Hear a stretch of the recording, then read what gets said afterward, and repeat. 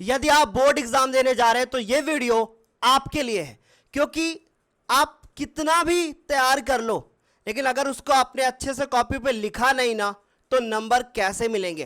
तो भाई मैथ की कॉपी लिखने का सही तरीका कौन सा होगा, हमें अपना रफ वर्क कहां पे करना है, किस तरीके से हमको एमसीक्यू का आंसर करना है और किस तरीके से मुझे अपनी कॉपी को चेक करना है कि कहीं मेरे से कोई गलती तो नहीं हुई। तो आज के इस वीडियो में हम लोग जल्दी से वही सीखने वाले हैं। और कहीं आपके नंबर अगर कम आते हैं मैथ में तो आपका लिखने का तरीका गलत तो नहीं है। चलिए शुरू करते हैं अपने आज के इस वीडियो को कि भाई कैसे लिखोगे आप अपनी मैथ में कॉपी। तो बच्चों अगर हम बात करें तो ये कुछ पॉइंट्स हैं वो पहले देख लेते हैं जो आपको बहुत इंपॉर्टेंट है। 1 मिनट लगेगा बस। लिखने के लिए हमको 2 पेन साथ में रखने होंगे। ओएमआर भरने के लिए हमको बॉल पॉइंट पेन का इस्तेमाल करना होगा। नए पेन का प्रयोग करने से बचना होगा। पेपर को हमें ढंग से पहले पढ़ना होगा। Very important point. पेपर देखकर भाई घबराना मत। अगर पेपर देख के पहले ही घबरा गए तो पेपर कैसे अच्छा होगा।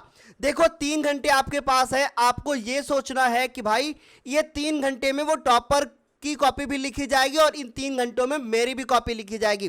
तो इसलिए मुझे ऐसे सोचना है कि भाई जो आता है वो करना है बहुत अच्छे से, तो घबराना नहीं है। अगली बात कि कॉपी का प्रथम पेज आपको सावधानी से भरना होगा कि नाम वाम जो भी आपको भरने होते हैं, रोल नंबर, वो सब बहुत सावधानी से भरना होगा ताकि गलती ना हो। अगला पॉइंट है कि भाई कॉपी पर साफ सुथरा लिखना होगा, कट्टम पिट्टम का खेल नहीं खेलना होगा उधर। उसके बाद कॉपी पर केवल प्रश्न संख्या ही लिखना होगा, ऐसा नहीं करना कि पूरा प्रश्न भी आप उतारने लगो। तो ये तो हुई बात कि भैया कौन कौन से पॉइंट्स हमें ध्यान में रखने हैं।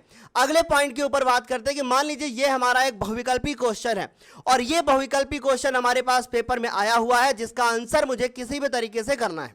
चलिए सबसे पहले तो मैं इसका आंसर ही बता देता हूं कि बाई चांस ये क्वेश्चन ही पेपर में आ जाए। तो बच्चों यहां पे क्वेश्चन है कि वाई अक्ष से हमको क्या निकालनी है, दूरी निकालनी है इस बिंदु की। जब आपसे वाई अक्ष से पूछा जाए तो आप एक्स का मान लिखोगे, यानी इसका सही आंसर क्या होगा, 8 इकाई।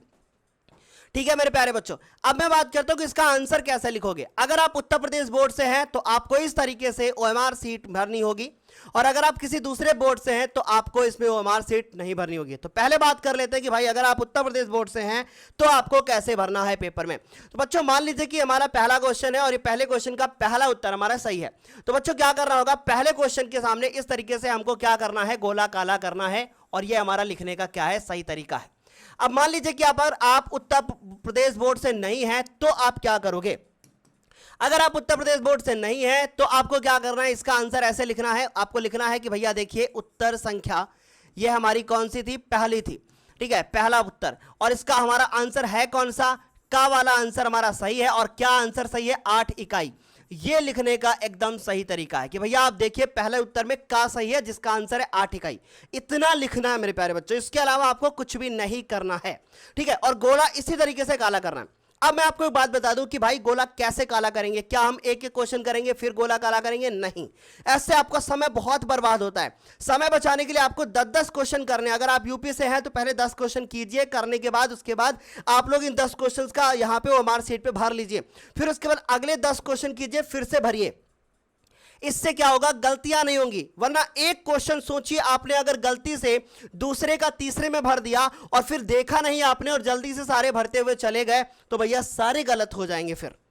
इसलिए क्वेश्चन के इसके सामने आपको पहले देखना पड़ेगा कि भैया मैं कौन सा कर रहा हूं, उसी का ही आपको सही वाला आंसर गोला काला करना है।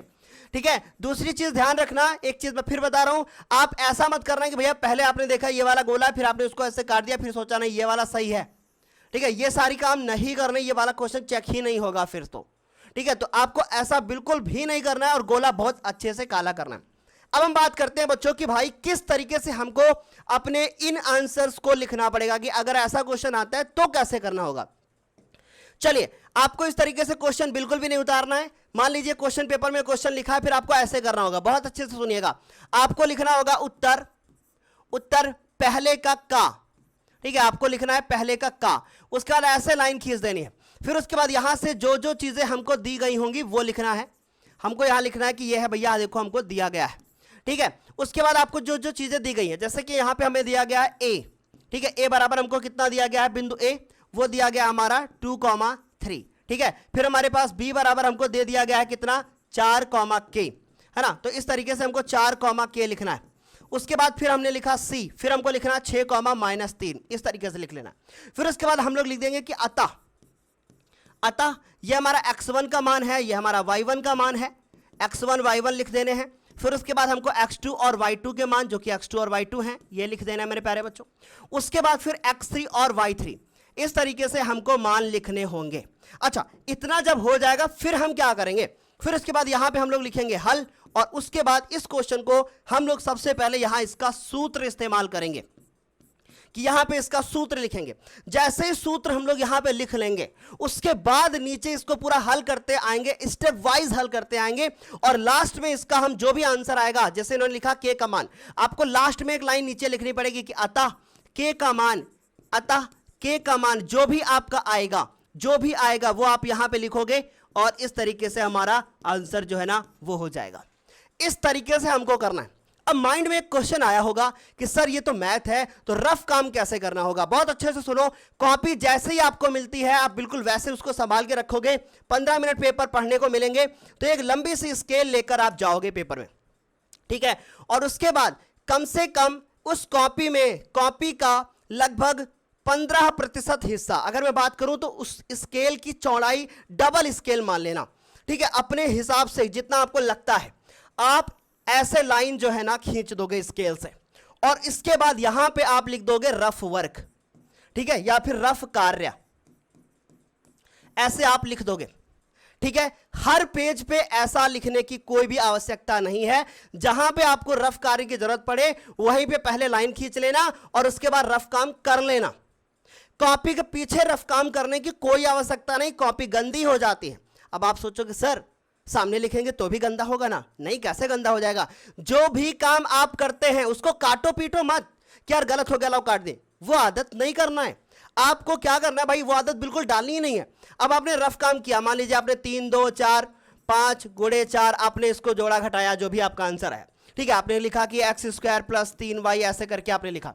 जब आपका ये काम हो जाए, यहां पे आप इसका आंसर निकाल लो, इस तरीके से बस एक बार पेन चला देना है, इसके अलावा कुछ भी नहीं करना है। लेकिन ऊपर रफ कार्य जरूर लिख देना, ठीक है। ये है भाई इसका सही तरीका लिखने का। बात समझ में आ गई, ये इसका लिखने का सही तरीका है। अब इसी तरीके से मान लीजिए कि ये हमारे पास कॉपी है, ठीक है। हमें क्या करना है, सबसे पहले हमको क्या लिखना है, भैया दिया है, या इंग्लिश मीडियम का बच्चा है तो हमको लिख देना है कि भैया यहां पे गिवन है। दूसरी चीज, उसके बाद यहां से आपको लिखना है कि हमारे पास हल है। फिर उसके बाद यहां से हमको अपना सूत्र जो भी इस्तेमाल करना है वो लिख दिया भाई। अगर सूत्र नहीं है, डायरेक्ट आप करना चाहते हो बट गुड है, लेकिन भाई एक चीज याद रखना, सूत्र लिखने से एग्जाम आपको कॉन्फिडेंस आएगा। सेकंड थिंग, आपका एग्जामिनर जो है ना यहां तक आपको सही आंसर सही मानेगा। बेशक आप छोटी गलती कर दो नीचे, लेकिन यहां तक तो सही है ना, सूत्र तक। फिर उसके बाद आपका आंसर आ गया, फिर अतः करके आपको इस तरीके से अपना आंसर क्वेश्चन यहां पे खत्म कर देना। रफ कार्य जैसा मैंने आपको बताया कि भैया साइड में करना है और इस तरीके से वहां पे रफ कार्य लिख देना है। उम्मीद है इतनी बात आपको समझ में आई होगी। ठीक ऐसे ही इसका भी आंसर आपको करना है। उम्मीद है कि आपको यह चीज अच्छे से समझ में आई है मेरे प्यारे बच्चों। अब हम लोग आगे चलते हैं और खत्म करते हैं अपने इस वीडियो को। Bye bye, take care, thank you so much. और पेपर के लिए भाई ऑल द वेरी बेस्ट, ठीक है। पेपर बहुत अच्छे करके आओ और मुझे उम्मीद है कि आप फोड़ के जरूर आओगे। चलिए बाय बाय, टेक केयर, जय हिंद।